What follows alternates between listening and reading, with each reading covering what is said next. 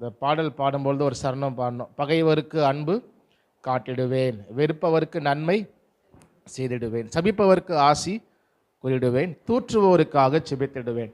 நம்ம மத்தேயு 5ஆம் அதிகாரம் அந்த மலை பிரசங்கத்தில் இயேசு சொன்ன அந்த வசனங்கள் தான் அந்த 5 முடியும் பொழுது இதில் வரும். ஸோ ரொம்ப நாளாக நம்ம பேசி நம்ம இருக்கிறோம். இன்றைக்கி பாடும்பொழுது ரொம்ப சந்தோஷமாக இருந்துச்சு. நல்லா இருக்கே. ஸோ பாடல்கள் என்ன அப்படின்னா, வாட் இஸ் பாடல்கள்? பாடல்கள் நம்முடைய விசுவாசத்தை அறிக்கையை செய்கிறது. நம்முடைய தேவன் யார் என்றும் தேவன் நமக்கு செய்ததையும் நம்ம நினைக்கிற நாம் விசுவாசிக்கிற வாக்கியங்களை அறிக்கை செய்கிறது தான் பாடல். ரசனைக்காக அல்ல. அதில் நம்ம எப்போதும் நம்ம மாறிடக்கூடாது. ஓகே, ஃபஸ்ட்டு ப்ரையாரிட்டி எது தான்? நம்ம விசுவாசிக்கிற விஷயங்களை அறிக்கை செய்கிறோம். அப்படி அறிக்கை செய்யும் பொழுது நம்ம சும்மா அறிக்கை செய்யலாம். அதை ராகமாக அந்த பாடல் போட்டு இந்த வசனங்களை சொல்லி நம்ம ராகமாக பாடும் பொழுது நமக்கு அந்த டியூனோட இசையோடு செய்கிறப்ப நல்லாயிருக்கும். திரும்ப திரும்ப நம்ம பாடிக்கிட்டே இருக்கலாம். நீங்கள் பாட்டாக ஒரு அப்படி பாடினீங்கன்னா ரொம்ப நேரம் கூட பாடலாம், மனம் கூட பாடிட்டே இருக்கலாம் போல தான் இருக்கும். வார்த்தைகளாக சொல்கிறப்ப நல்லது தான். ஆனால் வார்த்தைகள் சொன்னால் ஒரு 10 வாட்டி சொல்லுவோம், அப்புறம் போர் அடிச்சிடும். எல்லாருக்கும் அந்த அந்த ஒரு இதில் இருக்க முடியாது. அப்போது பாடல்கள் வந்து இது ரசனைக்காக இல்லை, அந்த கர்த்தரை புகழ்ந்து பாடின வாசனை இல்லை. அது போல் நம்ம விசுவாசிக்கிற விஷயங்களை அறிக்கை செய்கிறோம். அதை ராகம் வச்சு மியூசிக்கோட செய்கிறோம். சரிங்களா? இந்த வசனம் பாட்டாக படி ரொம்ப நாள் ஆச்சு. இப்போ ரீசெண்டாக எந்த பாட்டிலையும் இந்த வசனத்தை பார்க்க முடியாது. இந்த வசனத்தெலாம் சத்ரு எருவாகி போவார்கள், என் காலின் கீழே போட்டு மிதிப்பேன், அவர்கள் ஒன்றுமில்லாமல் போவார்கள், இல்பொருள் ஆவார்கள் என்னென்னமோ பாடுறாங்க. என் தலையை உயர்த்துவார், அவனையே என் கீழே வச்சிருவார், நான் எட்டி உதைப்பேன் அப்படின்றவரை எல்லா பாட்டும் அப்படி தான் இருக்குது. ஸோ அந்த வசனம் ரொம்ப நாள் இந்த வசனம் பேசியிருக்கிறேன், பட் பாட்டாக பற்றி ரொம்ப நாள் ஆச்சா. அந்த வசனத்தை பாடலாக பாடும்பொழுது ரொம்ப சந்தோஷமாக இருக்குது. திரும்ப திரும்ப பாடலாம். சரி, டைம் ஆச்சு, அடுத்த வாரம் பாடிக்கலான்னு ஒருத்தேன். அப்புறம் சரி, ஓகே. ஸோ இன்றைக்கு நம்ம கர்த்தருடைய வார்த்தையை தியானிப்போம். உபாகமம் புஸ்தகம் எடுத்துக்கொள்வோம். உபாகமம் 8ஆம் அதிகாரம். உபாகமம் 8ஆம் அதிகாரம்.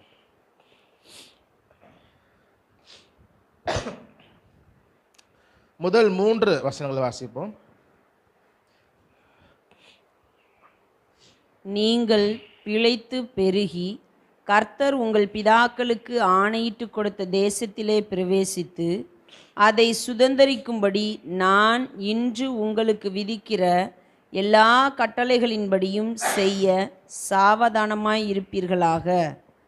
உங்கள் தேவனாகிய கர்த்தர் உன்னை சிறுமைப்படுத்தும்படிக்கும் தம்முடைய கட்டளைகளை நீ கைக்கொள்ள மாட்டாயோ என்று அவர் உன்னை சோதித்து உன் இருதயத்தில் உள்ளதை நீ அறியும்படிக்கும் உன்னை இந்த 40 வருஷமளவும் வனாந்தரத்திலே நடத்தி வந்த எல்லா வழியையும் நினைப்பாயாக. அவர் உன்னை சிறுமைப்படுத்தி உன்னை பசியினால் வருத்தி, மனுஷன் அப்பத்தினால் மாத்திரமல்ல கர்த்தருடைய வாயிலிருந்து புறப்படுகிற ஒவ்வொரு வார்த்தையினாலும் பிழைப்பான் என்பதை உனக்கு உணர்த்தும்படிக்கு நீயும் உன் பிதாக்களும் அறியாதிருந்த மன்னாவினால் உன்னை போஷித்தார். ஓகே, இந்த அதிகாரம் முழுவதும் நம்ம தொடர்ந்து தியானம் பண்ண போகிறோம். இன்னைக்கு இஸ்ரவேல் ஜனங்கள் ஆண்டவர் வந்து அவங்களை எகிப்திலிருந்து விடுவித்து வாக்கு தத்தம் பண்ணப்பட்ட கானான் தேசத்துக்கு கொண்டு வந்து சேர்க்கிறார். அப்போ அந்த அவங்கள விடுவிக்கும் பொழுது இந்த வார்த்தைகள் அவர் வந்து சொல்லும் பொழுது, நான் உனக்கு ஆணையிட்டு கொடுத்த தேசத்திலே பிரவேசித்து நீ சுதந்திரிக்க சொல்லிகிட்டே வரார். 2ஆம் வசனத்திலையும் அவர் வந்து இந்த 40 வருஷம் அளவும் வனாந்திரத்திலே நடத்தி வந்த எல்லா வழியையும் நினைப்பாயாக. நடத்தி வந்த எல்லா வழியையும் நினைப்பாயாக. எல்லா வழி அப்படின்னா எந்த ரூட்டில் வந்தோம் அந்த வழி இல்லை, எந்தெந்த ரூட்லலாம் போனீங்களோ அந்த ரூட்டெல்லாம் ஞாபகம் வச்சுக்கோங்க, அப்படி இல்லை. அடுத்த வசனத்திலே நம்ம தொடர்ந்து வாசிக்கும் பொழுது ஆண்டவர் எதை வழின்னு சொல்கிறார் அப்படின்னா, அவர் உன்னை சிறுமைப்படுத்தி உன்னை பசியினால் வருத்தி மனுஷன் அப்பத்தினால் மாத்திரமல்ல கர்த்தருடைய வாயிலிருந்து புறப்படுகிற ஒவ்வொரு வார்த்தையில் பிழைப்பான் என்பதை உனக்கு உணர்த்தும்படிக்கு நீ உன் பிதாக்களும் அறியாதிருந்த மன்னாவில் உன்னை போஷித்தார். அப்போ தொடர்ந்து கூட சில விஷயங்களை சொல்கிறாரு, அவர் இந்த வழியில் என்னென்ன செய்தார் அப்படின்னு. அப்போ அதெல்லாம் நீ வந்து நினைவு கூர்வாயாக, மறந்துடாத, எந்த விஷயத்தையும் மறந்துடாதன்னு ரொம்ப முக்கியம். இதில் ஒரு இன்சிடென்ட் தேவன் மென்ஷன் பண்ணுறார். எதனா மன்னா, நீயும் உன் பிதாக்களும் அறியாத மன்னாவினால் போஷித்தார். மன்னா ரொம்ப ஸ்பெஷல். நம்ம நிறைய நேரம் அப்படியே விட்டுட்டு போயிடுவோம். ஆனால் ஸ்பெஷல் தான். ஏன் அப்படின்னா, உடன்படிக்கை பெட்டியில் 3 விஷயம் இருந்தது இல்லையா? ஆரோனுடைய துளிர்த்தக்கோல், அது ரொம்ப முக்கியம். ஏன்னா யார் ஆசாரிய ஊழியம் செய்கிறது? ஆண்டவர் சொல்றாரு ஆரோன் செய்யணும். மற்ற ஜனங்கள்லாம் ஆரோன் மட்டும் தான் செய்யணுமா? அதனால் ஆரோன் மட்டும் செய்கிறது, நானும் செய்யக்கூடாது. அப்போ வருது. அப்போ ஆண்டவர் சொல்றார், சரி 12 கோத்திரத்துக்கும் ஒரு கோல் எடுத்துகிட்டு வாங்க அப்படின்னு கோல் எடுத்துகிட்டு வந்து வச்சு நைட்டு வச்சு அடுத்த நாள் காலையில் பார்க்குறப்போ மீதி 11 கோல் அப்படியே இருந்தது. ஆரோனுடைய அந்த கோல் மட்டும் அது துளிர்த்து பூ பூத்து வாதுமை பழங்களா அதை வந்து கொடுத்தது நம்ம வந்து வாசிக்கிறோம். அப்போ தேவன் அவரை தெரிந்து கொண்டார். அப்போ அந்த அந்த அந்த கோலை நீ என்ன பண்ண? உடன்படிக்கையை பெட்டிக்குள்ள வை. ஏன்னா முக்கியமான அடையாளம் தேவன் தெரிந்தெடுத்ததற்கு. ரெண்டாவது 10 கற்பனை பலகைகளை தேவன் கொடுத்தார். அந்த நிறைய கற்பனை இருக்குது, பட் தேவன் கொடுத்த அந்த முக்கியமான 10 கட்டளைகள் அது பல கற்பலகைகளை எழுதி கொடுத்தார். அதை அந்த உடன்படிக்கை பெட்டிக்குள்ள வேணும். அது உடன்படிக்கை, அது சாட்சி பெட்டி, அது இது சாட்சி. அந்த முக்கியமானதில் 10 கட்டளைகளும், நீ வந்து சிலைகள் செய்யக்கூடாது, இதெல்லாம் செய்யணும், அன்பு கூறுவாயாக, நிறைய விஷயம் சொல்கிறாங்க, முக்கியமான விஷயங்கள். அப்போ அது ரொம்ப முக்கியம். அதை உள்ளவை. 3வது மன்னா வைக்கப்பட்ட பொற்பாத்திரம். அதை ஆண்டவர் தான் வைக்க சொல்கிறார், இவங்களாம் வைக்கல. மன்னா வரும், அப்புறம் அது கொஞ்ச நாள் உருகி போயிடும், நடக்கிறது. ஆனால் சொல்கிறாரு, நீ வந்து ஒரு பாத்திரத்தில் ஒரு கப்பில் மன்னாவை எடுத்து கொஞ்சம் போட்டு அதையும் அங்கே ஆசரிப்பு கூடாரத்தில் வெய்யி. ஏன்னா ஸ்பெஷல். ஏன்னா அந்த ஜனங்களுக்கு முன்னாடி இருந்தவங்களும் சாப்பிடல. அவர் மேகங்களுக்கு கட்டளையிட்டார், அவைகள் மன்னாவை பொழிந்தது. அங்கே தான் அந்த வசனத்தை வாசிக்கிறோம். மனுஷன் 40 நாள் மாத்திரமல்ல, தேவனுடைய வாயிலிருந்து புறப்படுகிற ஒவ்வொரு வார்த்தை. நம்ம சாப்பாடு வேணும்னா எல்லா நேரமும் பூமியை பார்க்குறல்ல, தேவனை நோக்கி பாருங்க, அவர் நம்மை போஷிக்கிற தேவனாக இருக்கிறார். தொடர்ந்து அடுத்த வசனத்தில்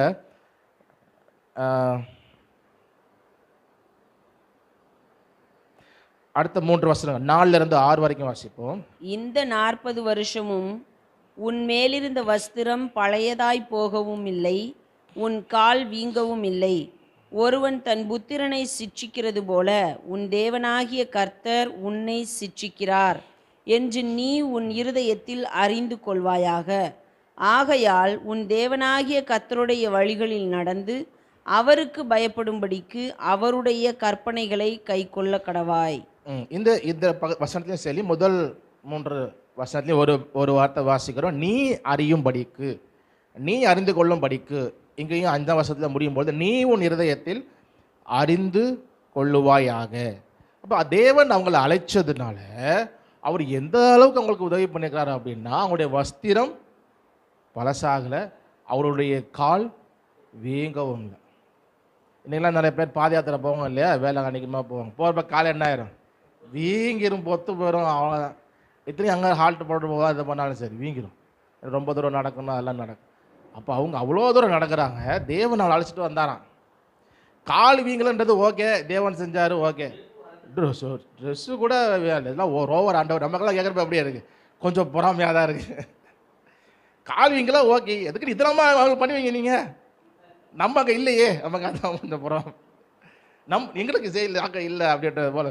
ஆனால் தேவனால் அழைத்ததுனால எந்த அளவுக்கு அவங்கள அன்பு கூர்ந்து அவங்க மனம் சோர்ந்து போயிடக்கூடாது அப்படின்னு அவ்வளோ சின்ன சின்ன விஷயத்தில் அவங்களுடைய வஸ்திரம் பழமையாகாமல், பாதரட்சை தேயாமல், அவ்வளோ அவங்கள வந்து என்ன பண்ணியிருக்கிறாரு, பகலில் மேகஸ்தம்பமா, நைட்டில் அக்கினி ஸ்தம்பமா, எல்லாம் முறுமுறுத்துட்டு இருக்கிறாங்க. அப்போ எவ்வளோ அன்புள்ளவரா தேவன், எவ்வளோ இறக்கம் உள்ளவராக இருக்கிறார். வெயிலில் பார்த்தா ஜனம் கஷ்டப்படுவாங்க. இயேசு கிறிஸ்து 3 நாள் பிரசங்கம் வைக்கிறாரு, இவங்கெல்லாம் போகாமல் கேட்டுகிட்டே இருக்கிறாங்க எல்லாம் உட்காந்து. ஒருத்தர் நவுற மாதிரி தெரில. இப்போ இயேசு சரி 3 நாள் ஆச்சே, சரி வீட்டுக்கு அனுப்பி விட்டுறலாம், போய் வீட்டில் திங்கிட்டு எங்கேயா திங்கிட்டு நமக்கு என்ன. அப்படி இல்லை, இவங்க அனுப்பி விட்டுருவேன், இப்போ ஓகே தான் இருக்கிறான். வழியில் சோர்ந்து போவார்களே, நம்ம ஏதாவது உங்களுக்கு என்ன பண்ணணும் அப்படி செய்யணும் அப்படின்னு அங்கே அற்புதம் செய்கிறார். 5 அப்போ 2 மீன். 5 அப்போ 2 மீன் அற்புதம்.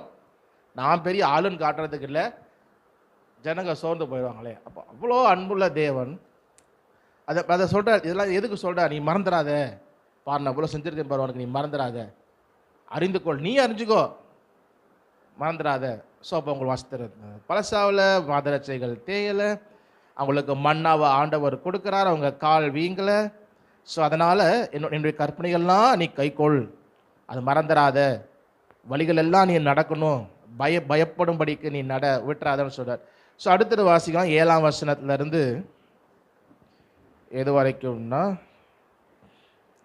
7லேருந்து 9 வரைக்கும் அடுத்த 3 வசனங்கள். உன் தேவனாகிய கர்த்தர் உன்னை நல்ல தேசத்திலே பிரவேசிக்க பண்ணுகிறார். அது பள்ளத்தாக்குகளிலும் மலைகளிலும் இருந்து புறப்படுகிற ஆறுகளும் ஊற்றுகளும் ஏரிகளும் உள்ள தேசம்.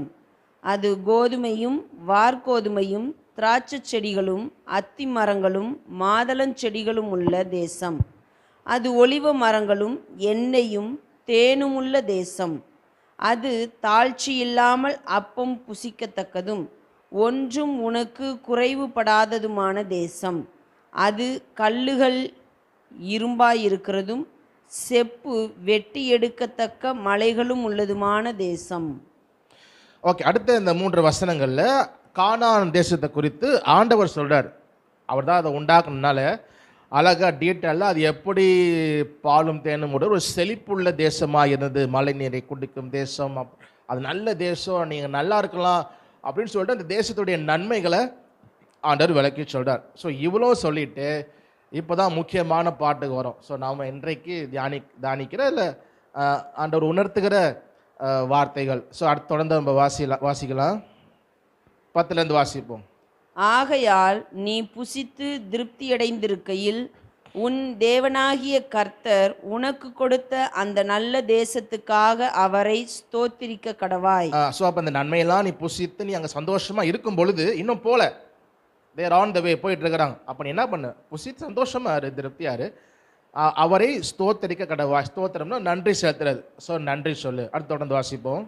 உன் தேவனாகிய கர்த்தரை மறவாதபடிக்கும் நான் இன்று உனக்கு விதிக்கிற அவருடைய கற்பனைகளையும் நியாயங்களையும் கட்டளைகளையும் கை கொள்ளாமற் போகாதபடிக்கும் எச்சரிக்கையாயிரு. ஸோ இப்போ முக்கியமான பார்த்தோம்னா வார்னிங்ஸ், எச்சரிக்கை.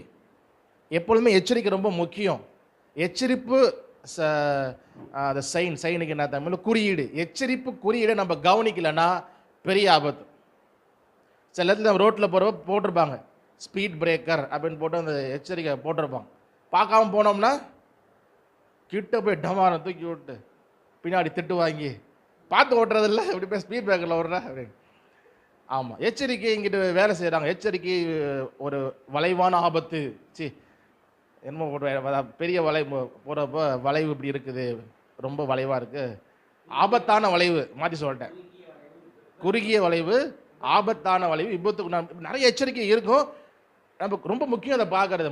பார்க்கலன்னா போட்டு மாறும், அவ்வளோதான், காய்மட். அப்போ இங்கே எல்லாம் சொல்லிட்டே வந்து முக்கியமான எச்சரிக்கை என்ன எச்சரிக்கை அப்படின்னா அடுத்து சொல்கிறார் எதன் எச்சரிக்கையாக இருக்கணும் எதிர் அப்படி சொல்லி அடுத்த வசனம் சொல்கிறார். வாசிக்கலாம். நீ புசித்து திருப்தியாகி நல்ல வீடுகளை கட்டி அவைகளில் குடியிருக்கும் போதும். நீ புசித்து திருப்தியாகி நல்ல வீடுகளை கட்டி அந்த வீட்டில் குடியிருக்கும் போதும் உன் ஆடு மாடுகள் திரட்சியாகி உனக்கு வெள்ளியும் பொன்னும் பெருகி உனக்கு உண்டானவையெல்லாம் வர்த்திக்கும் போதும்.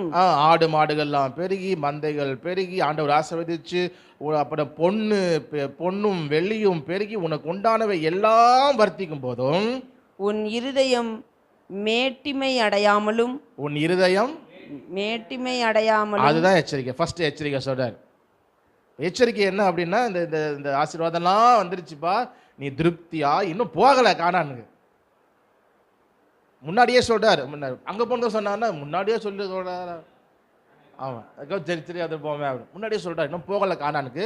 நீ போய் சாப்பிட்டு நல்லா புது ட்ரெஸ்லாம் வச்சு உன் மந்தைகள் பெருகி நீ வீடு கட்டி பொன்னும் வெள்ளியும் பெருகி உன் ஆஸ்தியெல்லாம் பெருகி இருக்கும் பொழுது உன் மனம் மேட்டிமை அடையாமலும். இதையே முன்னாடியே சொல்லலை. அவங்க 400 வருஷம் இருந்தாங்களே எகிப்தில். அப்போ ஆண்டவர் சொல்லவே இல்லை உன் மனம் மேட்டிமை அடையாமலும். எங்கத்த மேட்டிமை அடையிறாது? அவன் போட்டு குத்துன்னு குத்திட்டு இருக்கான் எகிப்தியன். போட்டு அடி உதையில எங்க மேட்டிமை வருமா? வராது. எப்போ வரும்? அதனால அங்கெல்லாம் ஒன்று சொல்லவே இல்லை. அவன் ஆண்டவரே அழுதுகிட்டு இருந்தான். எகிப்தில் அவங்க போட்டு உதைக்க இவன் ஆண்டவர் எப்போ விடுவிப்பார், ஆண்டவர் எப்போ விடுப்பார், ஆண்டவரே இஸ்ரவேல் ஜனங்கள் கூக்குரல் ஆண்டவர் கேட்டார். அங்கே வாசின இல்லையா மோசே அவர் சந்நிதியில் எட்டினது கூக்குரல். அப்படியே இருந்தாங்க. எப்போ? எகிப்தை உதைக்கிறப்போ.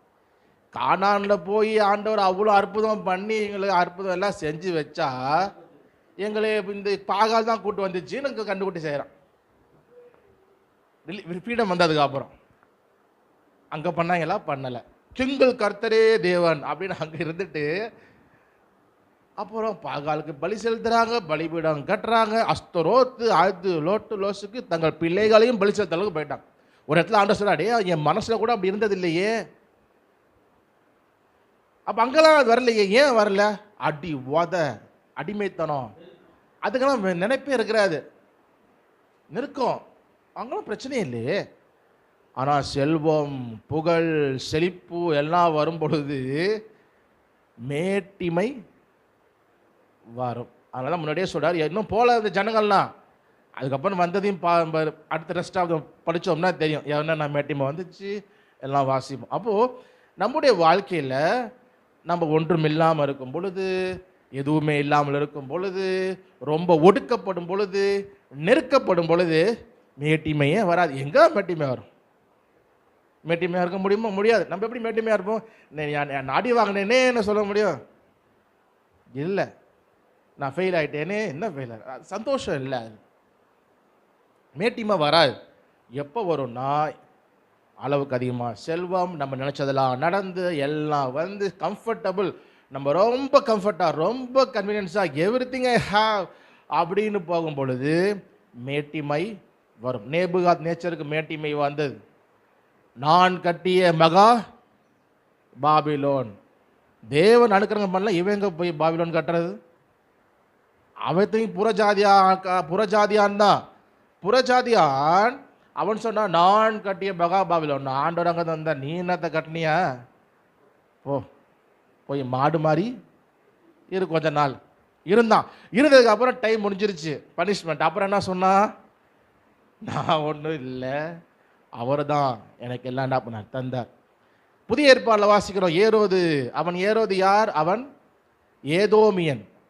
அவன் யூதா வம்சத்தில் ஏசாவினுடைய வம்சம். அந்த அவன் இஸ்ரவேல நல்ல ஏரோதுன்னு வாசிக்கிற புதிய ஏற்பாடு. அவன் தன்னுடைய ராஜவஸ்திரத்தை தரித்து அவனுடைய நாளில் உட்கார்ந்து சொற்பொழிவு ஆற்றவுடனே ஜனங்கள் எல்லாரும், இது மனுஷனுடைய சத்தம் அல்ல, தேவதூர சத்தம். அவனே ஆஹாஹான்னு மனமேட்டிமையானான். என்னாச்சு? கர்த்தருடைய தூதன் வந்து அவனை அடித்தான், அவன் புழுத்து இறந்தான். அப்போ மேட்டிமை நமக்கு என்ன எப்போ வரும் அப்படின்னா, செல்வங்கள் பெருகும்போது நம்ம எல்லாம் புகழும் பொழுது, உங்களை மாதிரி ஆளே இல்லைங்க உலகத்தில் ஒருத்தருமே கிடையாதுங்க. அப்படியா? நான் எத்தனையோ பேரை பார்த்துருக்குறேன், எல்லாம் கெட்ட பேலாக இருக்கிறாங்க, பேட் பாய்ஸாக இருக்கிறாங்க. நீங்கள் தான் உண்மையான ஊழியக்காரன், நான் மட்டும் தான் உண்மையான ஊழியக்காரன். அச்சியோ, நமக்கு சந்தோஷம் தாங்க முடியும். எச்சரிக்கையாக இருக்கணும். ஒன்றும் இல்லாமல் இருக்கிறப்போ பிரச்சனை இல்லை. ஒன்றும் இல்லாமல் இருக்கும் பொழுது, ஆண்டவரே இல்லைப்பா, என்னுடைய கிரியை இல்லை ஆண்டவரே, என்னுடைய செல்வம் இல்லை ஆண்டவரே, செல்வமே இல்லையே, என்னால் செய்ய முடியாது, என்னால் இந்த சர்ச்சை கட்ட முடியாது, என்னால் இந்த விஷயத்தை செய்ய முடியாது, எனக்கு எதுவுமே இல்லை, என்னுடைய கிரியை அல்ல, என்னுடைய செல்வம் அல்ல, இப்படிலாம் ஜோமட்டே இருந்த ஊழியக்காரு, நீங்கள் தான் சொன்ன ஊழியக்காரு, சர்ச்செல்லாம் கட்டி முடிச்சு எல்லாம் பண்ணி ஆச்ச உடனே, நான் இதற்காக செஞ்ச விலைக்கிரயம் கொஞ்சம் நஞ்சம் அல்ல. இங்கே சொல்கிற வார்த்தையை அங்கே எத்தனை பேர் சொல்கிறாங்கன்னு பார்த்தா மெஜாரிட்டி கிடையாது. ஏன்னா இப்போ காசு இல்லை, இதுவுமே இல்லை, ஞானம் இல்லை, ஒன்றுமே இல்லை. ஆண்டவரே நான் ஒன்றுமே இல்லை. அப்படி இருந்தாலும் அதெல்லாம் என்னால் ஆகலை, என்னால் ஆகாது, அது ஆகவே ஆகாது. நீங்கள் தான் துவக்கிறவர் முடிக்கிறவர், எல்லாம் செஞ்சு நீங்கள் தான் all the credit goes to காட்னு எல்லா கிரெடிட்டையும் கொடுப்போம். எப்போன்னா சொல்கிறதுக்கு முன்னாடி சர்ச்செல்லாம் கட்டி நல்ல ஐஸ்வர்யம் செழிப்பு அப்படி எல்லாம் வந்து இவ்வளவு எப்படி வந்தது தெரியுமா? அவ்வளவு முழங்காலில் நின்றிருக்கிறேன். இது அங்கே சொல்ல மாட்டோம், எங்க ஜீரோல எண்டில் சொல்லுவோம். அதனால தான் ஆண்டவர் சொல்றார், உன் மனம் மேட்டிமை வந்துடக்கூடாது. அது எல்லாருக்கும் வந்த சோதனை வரும், நமக்கும் வரும். எப்போ? எல்லாம் இருக்கும் பொழுது. எண்டில் ஒரு நான் செஞ்சதுனால நிறைய பேர் சாட்சி சொல்லாங்க இல்லையா, நான் வந்து சபைக்கு நான் லீவ் போடாமையே நான் வந்ததுனால ஆண்டவர் எனக்கு இந்த அற்புதத்தை செய்தார், நான் கொடுத்துக்கிட்டே இருந்தேன் ஆண்டவர் என்னை உயர்த்தினார் அப்படின்னு எல்லா விஷயத்தையும் சொல்லி நான் அந்த கிரியைகளை என்ன பண்ணும், சொல்லுவோம். அதனால தான் ஆண்டவர் என்னை இப்படி செஞ்சார், அதனால தான் ஆண்டவர் என்னை உயர்த்தினார், நான் இதை செஞ்சு அதனால தான் ஆண்டவர் இதை செஞ்சார், நான் செஞ்சதுனால செஞ்சார், நான் செஞ்சதுனால, நான் இப்படி பண்ணதுனால இல்லை. அவர் சித்தம், அவர் கிருபையுள்ளவர், அவர் அன்பினால் அதை செய்தார், என்னுடைய கிரியையினால் அல்ல. அதை ஆரம்பத்திலையும் சொல்லணும், முடிவிலும் சொல்லணும். தேவன் எச்சரிக்கிறார். முதல் எச்சரிக்கை, அப்பா மேட்டிமை வந்துடும், அதனால நீ எல்லாம் அப்படி இருக்காத. அடுத்து சொல்றாரு பாருங்க, 14ஆம் வசனம் தொடர்ந்து வாசிக்கலாம். உன் இருதயம் மேட்டிமை அடையாமலும் உன்னை அடிமைத்தன வீடாகிய எகிப்திலிருந்து புறப்பட பண்ணினவரும் உன்னுடைய பின் நாட்களில் உனக்கு நன்மை செய்யும் பொருட்டு உன்னை சிறுமைப்படுத்தி உன்னை சோதித்து கொள்ளிவாய் சர்ப்பங்களும் தேள்களும் தண்ணீர் இல்லாத வறட்சியும் உள்ள பயங்கரமான பெரிய வனாந்தர வழியாய் உன்னை அழைத்து வந்தவரும் உனக்காக பாறையான கன்மலையிலிருந்து தண்ணீர் புறப்பட பண்ணினவரும் உன் பிதாக்கள் அறியாத மன்னாவினால் வனாந்தரத்திலே உன்னை போஷித்து வந்தவருமான உன் தேவனாகிய கர்த்தரை நீ மறவாமல். மறத்த எச்சரிக்கை என்னது? மறந்துடாத.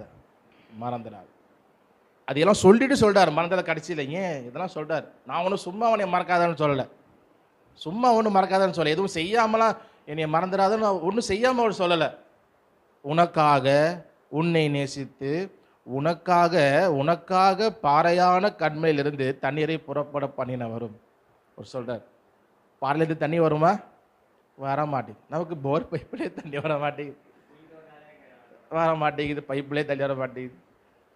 அது ரிப்பேருக்கடா ஏதோ ஒன்றுங்கிறா, அதிலே சிலர் வர மாட்டேங்குது, பூமியை நோண்டி எடுத்தாலும் வர மாட்டேங்குது, அவ்வளோ பிரச்சனை இருக்குது. அவங்களுக்கு தேவன் அவங்க தாகத்தோடு இருந்ததுனால கற்பாறை எதுவும் இங்கே அடினார். கற்பாறை அடித்தா குச்சி தான் உடையும், இது அப்படி நீ அடி, சொல்றது கீழ் வடி. அடுத்து சொல்றா, நீ கண்மலையோடு பேசு, சொல்றத நீ செய். இந்த கீழ்படியா பார்ப்போம். தேவனால் கூடாத காரியம். அந்த கற்பாறை அடிச்சு அதுல இருந்து தண்ணீர் பீச்சு அடிச்சு வந்துகிட்டே இருந்திருக்கு. அத்தனை ஜனங்கள், லட்சக்கணக்கான ஜனங்கள் குடிச்சு தேர்ந்தெடுப்பாங்க. போர் போட்டால் கூட அவ்வளோ தண்ணி வந்துருக்குமான்னு தெரியாது. அவ்வளோ லட்சம் பேர் அவங்க திருப்தி அடைந்தாங்க. அதான் சொல்ற, உனக்காக அடிக்கடி அந்த வார்த்தையில் வரும். உனக்காக செஞ்சது கிடையாது சொல்லிட்டு சொல்றாரு, மறந்துடாத. இப்போ மறக்காதன்னு சொல்லல, இப்போதான் மறக்கல, இப்போதான் ஆளு ஸ்டார்டிங்கு. இப்போல்லாம் எல்லாம் சந்தோஷமா செங்கடல்ல தாண்டி போறாங்க, ஒரே பயம். எகிப்தியர்லாம் அங்கே ஆண்டவர் என்ன பண்ணிட்டாரு? மூடி போட்டார். எல்லாம் டான்ஸ் பாட்டு தான். கர்த்தாவே தேவர் உமக்கு ஒப்பானவர் யாரும் இல்லை, ரதங்களையும் குதிரைவரையும் கடலிலே தள்ளினார். மீரியாம் தம்புருவை எடுத்து பாட்டு டான்ஸ், ஆண்டவரே நீர் நல்லவர், நன்மை செய்தவர், அப்பா எங்களை காப்பாற்றிட்டீர். ஒரே சந்தோஷம் தான், எல்லாம் அப்படி தான் இருக்கும் சந்தோஷம். கொஞ்சம் நாளுக்கு அப்புறம் போகிறப்ப தான் தெரியும், மீரியாம் என்ன பண்ணுறாங்க, என்ன மோசம் செய்யணுமா, நாங்களாம் ப்ராஃபிட் கிடையாதா. மீரியாமுக்கு என்ன ஆனது? குஷ்டம் வந்தது. அப்புறம் அவங்களுக்காக மோசே அழுது ஜெபம் பண்ணுறார். அப்போது நமக்கு ஒன்றுமில்லாத நிலைமை வேறு. when you have plenty, அதிகமாக போகும் பொழுது, அது காசோ பொருளோ வாட்டவர், அது ஒரு விஷயம் செஞ்சு முடிக்கும் பொழுதோ நமக்கு மேட்டிமை வரும். செஞ்சவங்களும் மறந்துடும், கர்த்தரை மறந்துடுவோம். தொடர்ந்து நம்ம நம்ம ஹிஸ்டரியை பார்க்கும் பொழுது அவங்க உண்மையாகவே கர்த்தரை மறந்தார்கள். அன்னைக்கு இடங்கள் தீர்க்கதரிசி மூலம் ஆண்டவர் சொல்றார், என்னை அவர்கள் மறந்தார்கள், என்னை தள்ளிவிட்டார்கள். யெரொபெயாம்கிட்ட சொல்றார், ராஜ்யம் இரண்டா பிரிக்கும் பொழுது முதல் ராஜா அந்த இங்கிட்ட ரெகோபெயாம், அங்கிட்ட யெரொபெயாம், என்னை நீ தள்ளி விட்டாய். தள்ளி விடுதல் அப்படின்னு சொல்லும்போது பழைய அந்த டேர்மில் வாசிச்சா டைவர்ஸ் பண்ணிட்டேன்னு நான் சொல்கிறேன். தள்ளி விடுதல், வேண்டாம் உறவு வேண்டாம் அப்படி செஞ்சுட்டேன்னு மறந்துட்டாங்க. ஸோ அப்போ மறந்துடாத. ரெண்டு எச்சரிக்கை. ஒன்று, மேட்டிமை வந்துடும் உனக்கு, மேட்டிமை அடைஞ்சிடாத. அப்புறம் நீ மறந்துடாத. ஏன் அப்படி சொல்கிறார்? ஏன் மேட்டிமை வரக்கூடாதா? ஏன் வரக்கூடாது? ஏங்க அவங்க தான் நடந்து போகிறான், நான் தான் விதைச்சேன், நான் தான் தண்ணி ஊற்றுனேன், டெய்லி போய் பார்த்தது நான், அங்கேயே உட்கார்ந்தது நான், பறவையை துரத்துனது நான், அறுத்தது நான், கஷ்டப்பட்டது நான், உழைச்சது நான், விதைச்சது நான், எல்லாம் நான். நான் ஏன் மேட்டிமை அடையக்கூடாது? அடையக்கூடாது. ஏன்? ஆன்சரை சொல்கிறார். தொடர்ந்து வாசிப்போம். என் சாமர்த்தியமும் என் கைபலனும் இந்த ஐஸ்வர்யத்தை எனக்கு சம்பாதித்தது என்று நீ உன் இருதயத்தில் சொல்லிக் கொள்ளாமலும் இருக்க எச்சரிக்கையாயிருந்து. இது ஒரு எச்சரிக்கை சொல்றார். என்ன எச்சரிக்கைனா, என் சாமர்த்தியம் என் கைபலன் இந்த ஐஸ்வர்யத்தை எனக்கு சம்பாதித்தது என்று நீ உன் வெளியே கூட இல்லை இருதயத்தில் சொல்லிக் கொள்ளாமல் இருக்க எச்சரிக்கையாயிரு. ஏன்? அடுத்து சொல்றாரு பாருங்க. உன் தேவனாகிய கர்த்தரை நினைப்பாயாக, அவரே உன் பிதாக்களுக்கு ஆணையிட்டு கொடுத்த தம்முடைய உடன்படிக்கையை உறுதிப்படுத்தும்படி இந்நாளில் உனக்கு உண்டாயிருக்கிறது போல ஐஸ்வர்யத்தை சம்பாதிக்கிறதற்கான பலனை உனக்கு கொடுக்கிறவர். உன் தேவனாகிய கர்த்தரை நீ மறந்து வேறே தேவர்களை பின்பற்றி அவர்களை சேவித்து அவர்களை பணிந்து கொள்வாயானால் நிச்சயமாய் அழிந்து போவீர்கள் என்று இன்று உங்களுக்கு சாட்சியாய் அறிவிக்கிறேன். உன் தேவனாகிய கர்த்தருடைய சத்தத்திற்கு நீங்கள் கீழ்ப்படியாமற் போவதினால் கர்த்தர் உங்களுக்கு முன்பாக அழித்த ஜாதிகளைப் போல நீங்களும் அழிவீர்கள். ஆமென். ஸோ இந்த வார்த்தைகள் அவங்க கானானுக்கு போகிறதுக்கு முன்பதாகவே சொல்றாரு. ஏன் மேட்டியமை அடையக்கூடாது? அப்போ சொல்லிட்டு ஒரு விளக்கத்தை சொல்றாரு. உன் தேவனாகிய கர்த்தரை நினைப்பாயாக, அவர் உன் பிதாக்களுக்கு அப்படி இல்லை, அவரே உன் பிதாக்களுக்கு ஆணையிட்டு கொடுத்த தம்முடைய உடன்படிக்கையை உறுதிப்படுத்தும்படி இந்நாள் உனக்கு உண்டாயிருக்கிறது போல ஐஸ்வர்யத்தை சம்பாதிக்கிறதற்கான பலனை உனக்கு கொடுக்கிறவர். அப்போ அவர் சுகம், பலன், ஜீவன், அறிவு, டேலண்ட்டு, இந்த விஷயங்கள், ஞானம், இவைகளெல்லாம் தராமல் போவார். ஆனால் எப்படி சம்பாதிக்க முடியாது ஐஸ்வர்யத்தை? எவ்வளோ பேர் பூமியில் இருக்கிறாங்க, எவ்வளோ பேர் விவசாயம் பண்ணுறாங்க, எவ்வளோ பேர் வேலைக்கு போகிறாங்க, எல்லாம் செய்கிறாங்க. எல்லாரும் ஐஸ்வர்யம் தான் ஆகுறதில்லை.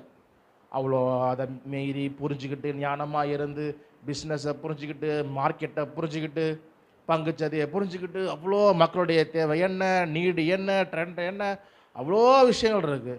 அது எல்லாத்துக்கும் தேவை. ஒரு நாள் முடிக்கிறப்போ ஜீவன் வேணும்.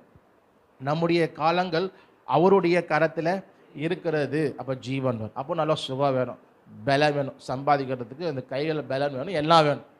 இதை கொடுக்கறது ஆண்டவர் தான். அதை வச்சு தான்ப்பா நீ செய்கிற, நான் தான் உனக்கு கொடுக்குறேன், அவரே உனக்கு இதை தருகிறவர். அதனால் நீ மேட்டிமை அடையாத, என் கை இதை செய்ததுன்னு சொல்லாத, என் ஜபம் இதை செய்ததுன்னு சொல்லாத. ரெண்டு ஈக்குவல் தான். என் ஜபம் இதை செய்தது, என்னுடைய முழங்கால் இதை செய்தது, என்னுடைய அர்ப்பணிப்பு, என்னுடைய தியாகம் இதை செய்தது இல்லை.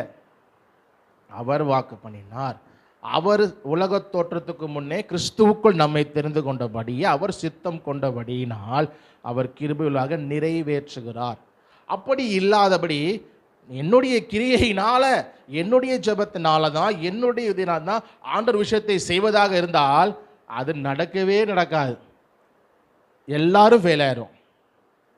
இப்போ நிறைய ஊழியக்காரன் சொல்கிறாங்க இல்லையா, வந்துட்டு நான் இப்படி இருந்தேன், இப்படி முழங்கால் படி ஜெபம் பண்ணேன், இப்படி தியாகம் செஞ்சேன், அதனால் செஞ்சார்னு. அவன் பாதியை தான் சொல்கிறான், மீதி பாதியே சொல்லலை. செஞ்ச தப்பெல்லாம் சொல்லுவான் நினைக்கிறீங்களா? தப்பே இல்லையான்னு கேட்டு பாருங்க, அதெல்லாம் வேலை வருது. ஆண்டவர் அதை எடுத்து சொன்ன, அதான் நம்முடைய கிரியைகளின் நிமித்தம் அவர் நம்மை ஆசீர்வதிப்பார். ஆனால் நாம் ஆசீர்வதிக்கப்படவே முடியாது. நம்முடைய கிரிகள் சொல்லுங்க அப்படி நம்மள அப்படியே ப்ரேயரில் இருந்து ஜெபிச்சு உண்மையாக இருந்து பணாசை இல்லாமல், யாரும் ஏமாற்றாமல், திட்டாமல், அடிக்காமல், வெறுக்காமல் பர்ஃபெக்டாக இருக்கிறோமா? இல்லையே. அவ்வளோ கஷ்டப்பட்டு போராடுறோம், இருக்கிறோம், செய்கிறோம். அப்போ நம்முடைய கிரியையினால், நம்முடைய விஷயத்தினால அல்ல. ஆண்டவர் சொல்றார், எப்பா நீ செய்யாத, சொல்லாத, என் கைகளினால், என்னுடைய சம்பத்து, என்னுடைய பலன் அல்ல. முதல் அற்புதம் இயேசு கிறிஸ்து மரித்ததுக்கு அப்புறம் யோவானும் பேதுருவும் எங்கே போகிறாங்க? தேவாலயத்துக்கு போகிறாங்க. அங்கே அந்த தாயின் வச்சலில் பிறந்த அந்த சப்பான் இருக்கிறான் அலங்கார வாசலில். அப்போ அவன் ஏதாவது கிடைக்கணும்னு பார்க்க அவங்க வந்து கைகளை பிடிச்சு என்ன பண்ண, தூக்கி வரும். அற்புதம் நடந்து எல்லாம் ஷாக் ஆகிறாங்க. ஏன் அவன் பிறந்ததுலேருந்தே இங்கே இருக்கிறான், குதிச்சு ஓடுறான் பாரு, நடக்கிறான் பாரு, எல்லாம் பேசிக்கிறாங்க. அப்போ அவங்க ரெண்டு பேர் சொல்கிறாங்க, என்னப்பா நீ பார்க்குறீங்க? எல்லாம் அவங்க உடனே கேட்பாங்களே, எப்படா நடக்கிற, என்னடா? இந்த அவங்க ரெண்டு பேர் தான், இந்த ரெண்டு பேர் தானே. அவங்க பேர் அப்படி தூக்கி பார்த்தாங்க. எல்லாரும் ரெண்டு பேர் உஷாராயிட்டாங்க. ரெண்டு பேர் அலர்ட் ஆகிக்க, யோவான் பேதுரு அலர்ட். நீங்கள் என்ன அப்படி பார்க்குறீங்க? நாங்கள் எங்கள் சுய சக்தியினாலோ சுய பலத்தினாலோ, அவங்க சொல்ல தெரியாதா?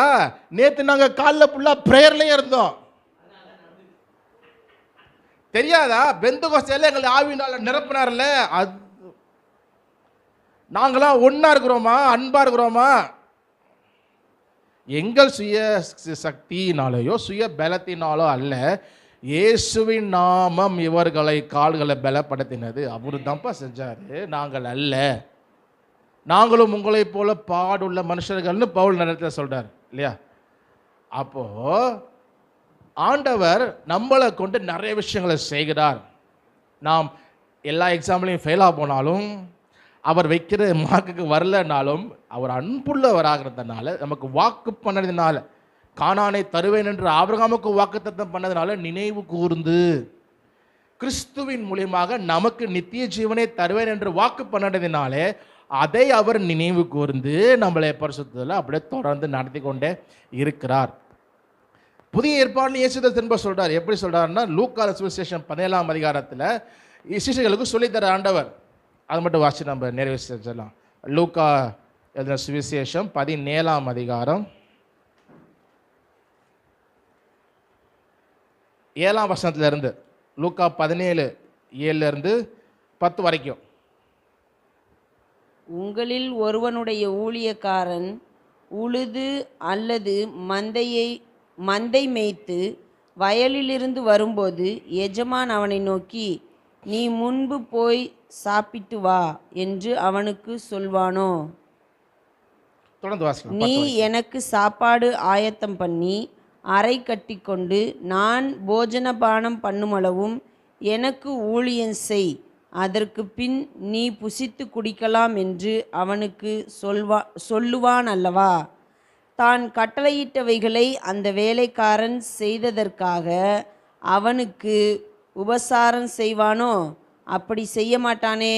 அப்படியே நீங்களும் உங்களுக்கு கட்டளையிட்ட யாவற்றையும் செய்த பின்பு, நாங்கள் அப்பிரயோஜனமான ஊழியக்காரர், செய்ய வேண்டிய கடமையை மாத்திரம் செய்தோம் என்று சொல்லுங்கள் என்றார். இயேசு கிறிஸ்து சொல்லி கொடுக்குறார். இதை எப்போ செய்ய சொல்றாரு?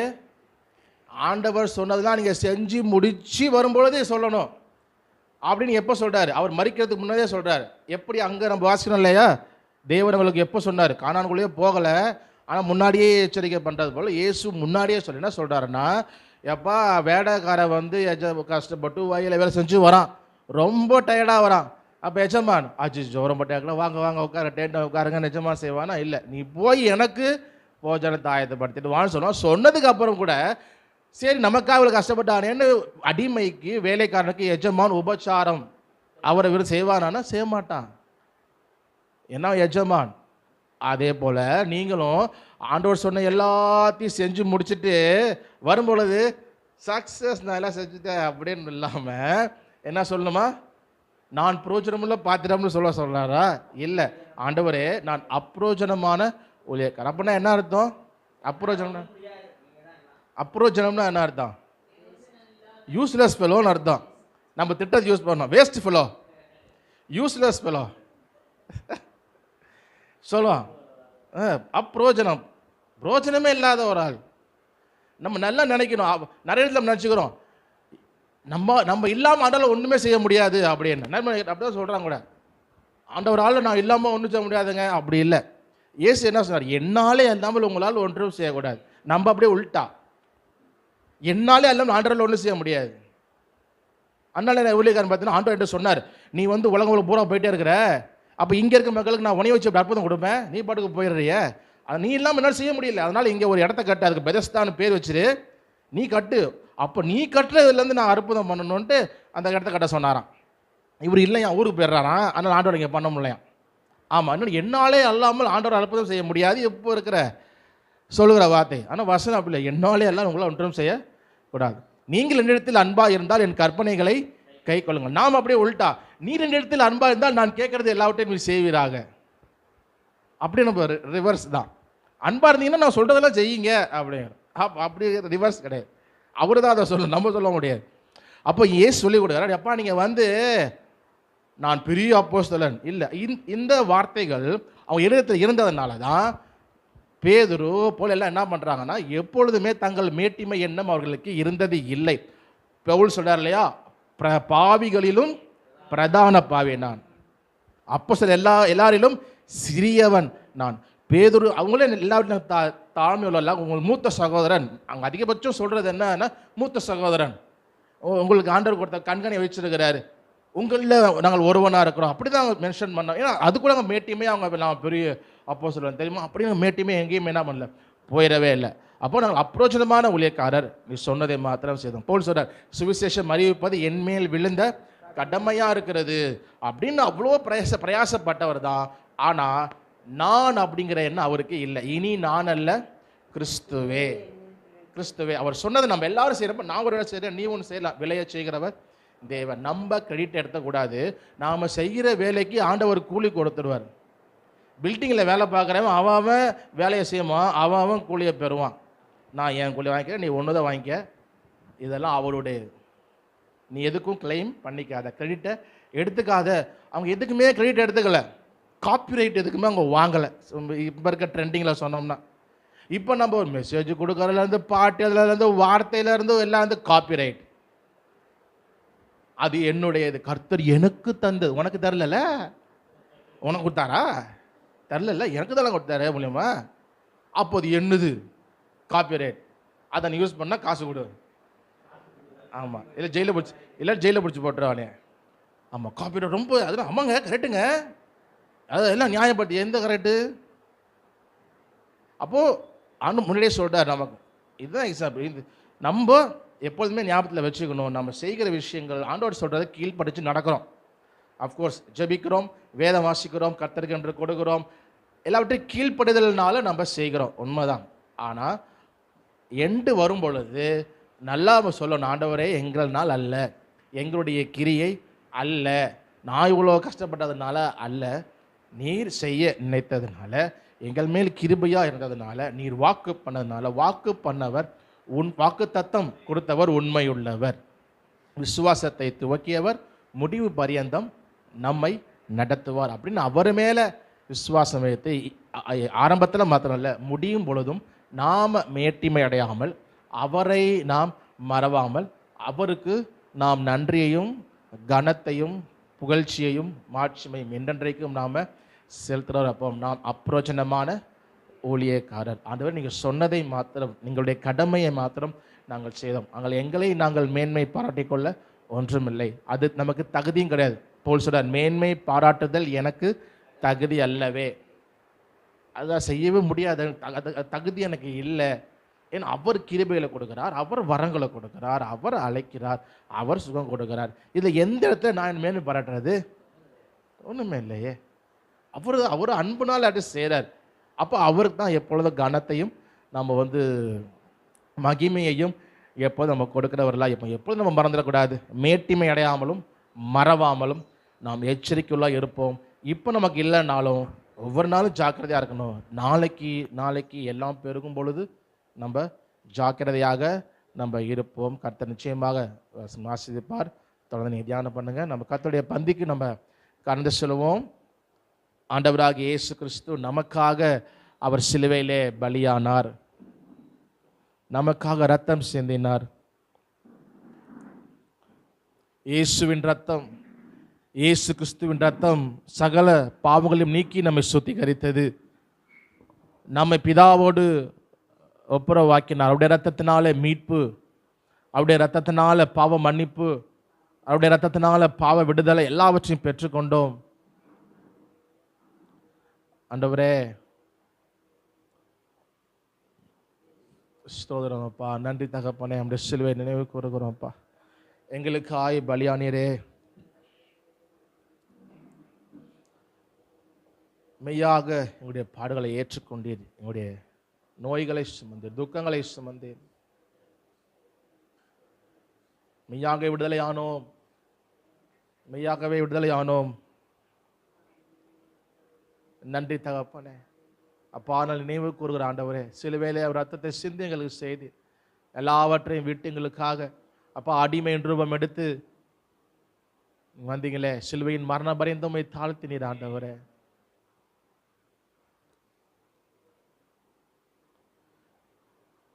விலையேற பெற்ற திரு ரத்தமே அவர் வீழாவினின்று பாயுதே.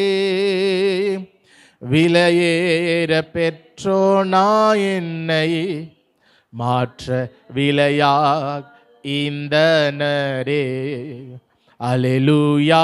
விலையேற பெற்றோனா என்னை மாற்ற விலையாக தனரே. ஆண்டவரே, எங்களுக்காக சிலுவையில் எங்கள் ஜீவனை தந்து எங்களை விலையேற பெற்றோராக மாற்றிருக்கிறீங்க. நாங்கள் அதை மறந்துடக்கூடாது, மேட்டிமை அடையக்கூடாது.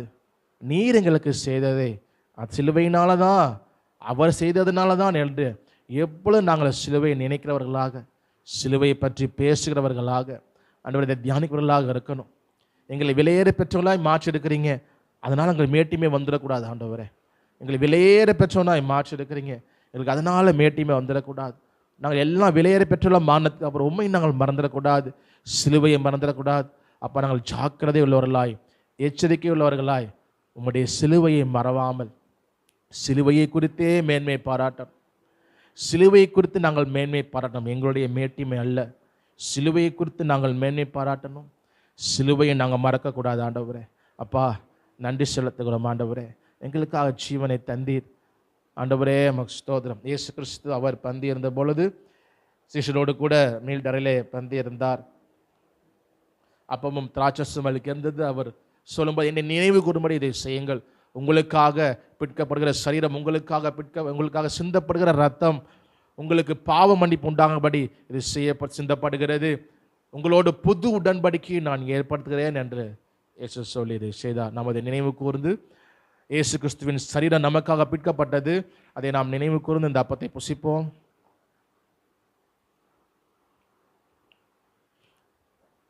அவருடைய ரத்தம் நமக்காக சிந்தப்பட்டது, அதை நாம் நினைவு கூர்ந்து திராட்சரசத்தை பருகுவோம்.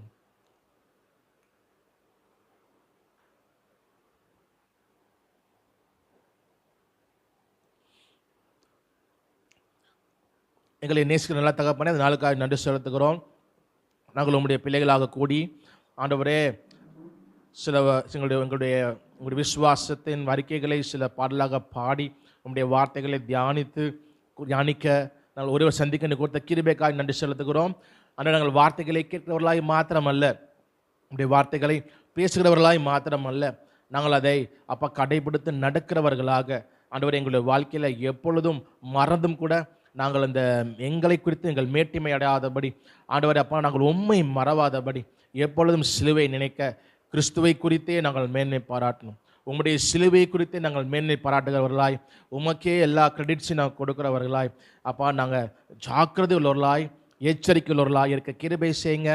தொடர்ந்து நீங்கள் நடத்துங்க. இம்மட்டும் நடத்தின தேவன் இனியும் நடத்த உண்மையுள்ளவராக இருக்கிறீர். உம்மோடு இருக்கிற உறவில் இன்னும் நெருங்கி சேர்ந்து வளர நீங்கள் கிருபை செய்யுங்க. எங்களை ஆசீர்வதிங்க. உங்களுடைய கரமோடு கூட இருக்கட்டும்.